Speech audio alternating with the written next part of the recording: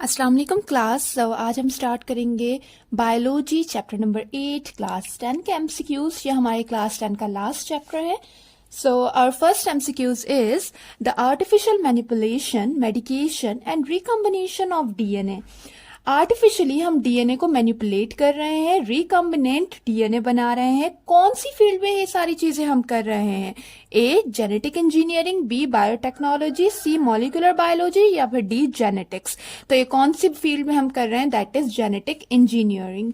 Basically होता क्या है कि ये हमारे पास एक डीएनए है, ठीक है। अब इसके हमें ये वाले सर्टेन जीन्स चाहिए, तो यहां से हम ये वाले सर्टेन जीन्स उठाते हैं और फिर किसी दूसरे डीएनए में, जो कि ज्यादातर क्या होता है हमारे पास बैक्टीरिया का प्लाज्मिड होता है, ठीक है। प्लाज्मिड हमारे पास क्या होता है? एक्स्ट्रा सर्कुलर डीएनए होता है।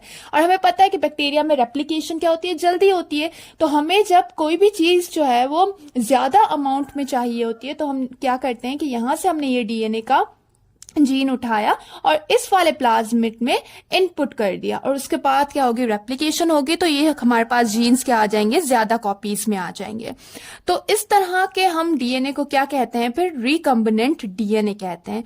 अब ये जो हम डीएनए में चेंजेस ला रहे हैं, डीएनए को मैनिपुलेट कर रहे हैं, तो वो हम कौन सी फील्ड में कर रहे हैं? That is genetic engineering. Second is the earlier biotechnologists were. Earlier biotechnologists कौन थे? बायोलॉजिस्ट, एग्रीकल्चरिस्ट, जेनेटिस्ट या फिर फार्मर्स। तो वो कौन थे? फार्मर्स थे। The complete graph of human genome was studied by. Complete graph of human genome जो है वो कहां पर कौन स्टडी कर रहा है? PCR, HGP, medicine, somaclonal. तो वो कहां पर स्टडी हो रहा है? That is HGP, human genome project, जिसे हम कहते हैं ह्यूमन जीनोम प्रोजेक्ट। ठीक हो गया। देन उसके बाद है alcohol and antibiotics on large scale production by organism is an area of. Alcohol और एंटीबायोटिक जो कि लार्ज स्केल पे प्रोड्यूस हो रही हैं, वो कौन से एरिया में आती हैं? Environmental biotechnology, fermentation, biotechnology in industry या फिर मेडिसिनल बायोटेक्नोलॉजी। तो कौन से एरिया में आती है? That is fermentation. अब फर्मेंटेशन बेसिकली क्या है कि हमारे पास फर्मेंटेशन एक ऐसा प्रोसेस है जिसमें लिविंग ऑर्गेनिज्म को यूज किया जाता है यूजफुल प्रोडक्ट्स बनाने के लिए, ठीक है, यूजफुल प्रोडक्ट्स बनाने के लिए। अब लिविंग ऑर्गेनिज्म इसमें ज्यादातर कौन से आते हैं? जैसे कि बैक्टीरिया हो गया, यीस्ट हो गया, ठीक हो गया। अब यहां पर हमारे पास दो तरह की फर्मेंटेशन होती है। एक को कहा जाता है लैक्टिक एसिड फर्मेंटेशन और दूसरे को कहा जाता है alcoholic fermentation. Lactic acid fermentation में बेसिकली क्या होता है कि पायरुविक एसिड जो कि हमें कहां से मिलता है? ग्लाइकोलाइसिस के थ्रू पायरुविक एसिड कन्वर्ट होता है लैक्टिक एसिड में, ठीक हो गया। और इसके थ्रू कौन से प्रोडक्ट हमें ज्यादातर मिलते हैं? जैसे कि हमारे पास हो गया योगर्ट, ठीक है।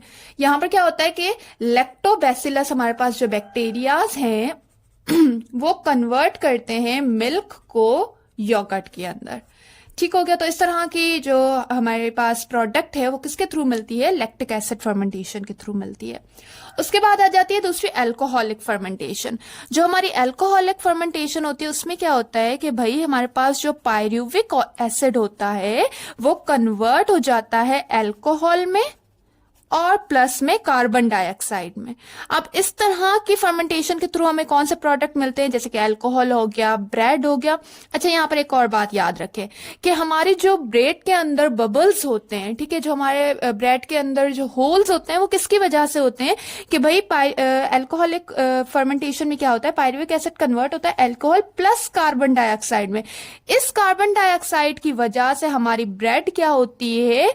फ्लफी होती है और जो है वो उसमें जो है होल्स और बबल्स बनना स्टार्ट हो जाते हैं। ये भी अक्सर क्वेश्चन आ जाता है कि इन ब्रेड जो है बबल्स क्यों बबल्स और होल्स किसकी वजह से मौजूद होते हैं? तो वो किसकी वजह से होते हैं? कार्बन डाइऑक्साइड की वजह से होते हैं, ठीक हो गया। उसके बाद नेक्स्ट एमसीक्यूज पे आते हैं। Most of the living things use oxygen to produce.